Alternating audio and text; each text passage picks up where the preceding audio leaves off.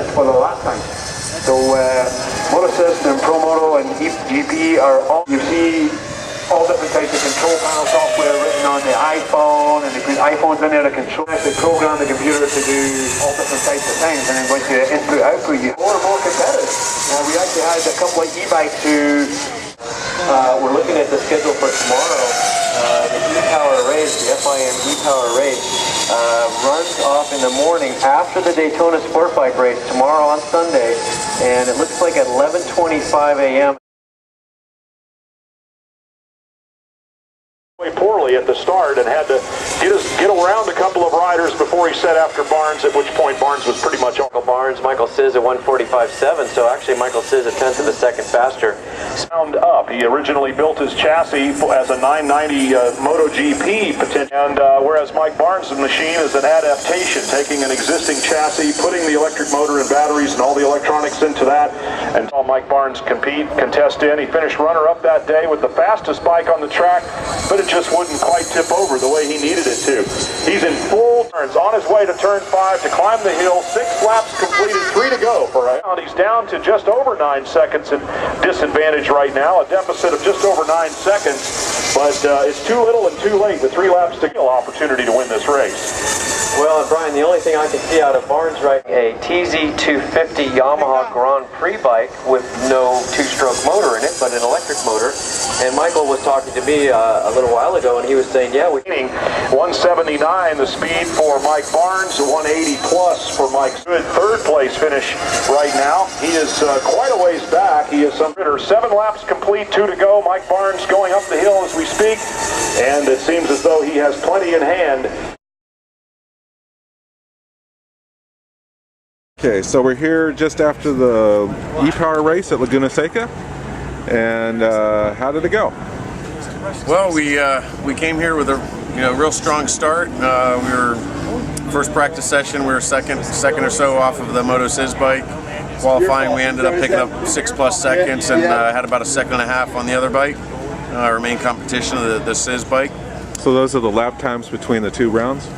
Yeah, between the right. practice sessions, qualifying and whatnot. Yeah. So we were out in qualifying, and I noticed that he had some power, a little more energy towards the end of the session, and we still had some good power to hang with them and do some decent lap times. But come race time, after our mandatory sighting and warm-up lap, we just pushed the envelope on our mileage and energy consumption as easy as we took it on those laps. But my plan was to try to really get out front and try to get a good gap on him. So, since I knew he was going to be strong at the end, I figured that it'd be a little harder for him to catch us. And we were close in our calculations. I'm sure he was close in his. It just worked in his favor today. So we're just going to have to go back to the drawing board, look at some of the data that we received from this race, see if we can't take some weight off of it, put some more batteries on it, do something. So yeah, but it was also close, wasn't it? It definitely was. I had no idea he was that close. I looked back on the last lap and saw him coming out of the corner strong, and I had nothing. I had maybe 10-20% power going across the line. So so somebody told me he passed you like 4 feet from the start-finish line or something? It was close. It was close, yeah. Less than 100 feet, 50 to 100 feet, I'd say. Yeah. So, I mean, there's nothing to be ashamed of with that. No, absolutely not. This season has been nothing but a steep climb in development for the Lightning motorcycle, and just go back and do some more work and come back and hit it hard the next race. So that's all we can do. Yeah, and it has been amazing watching this bike race and all the races it's been in. Oh yeah, we've definitely gotten a lot of attention from the fans, and it's new, and I'm excited about the amount of commotion it's stirred up, even in a Grand Prix paddock. There's a lot of people interested in the e-power and what the future has in store for electrical power and green power. So it's nice to be a part of it. Look forward to it. Yeah. So you come from the racing background. What do you think about the future of this? It's endless, lighter batteries and more powerful motors, lighter motorcycles. There's no reason why it can't compete against a combustion motor.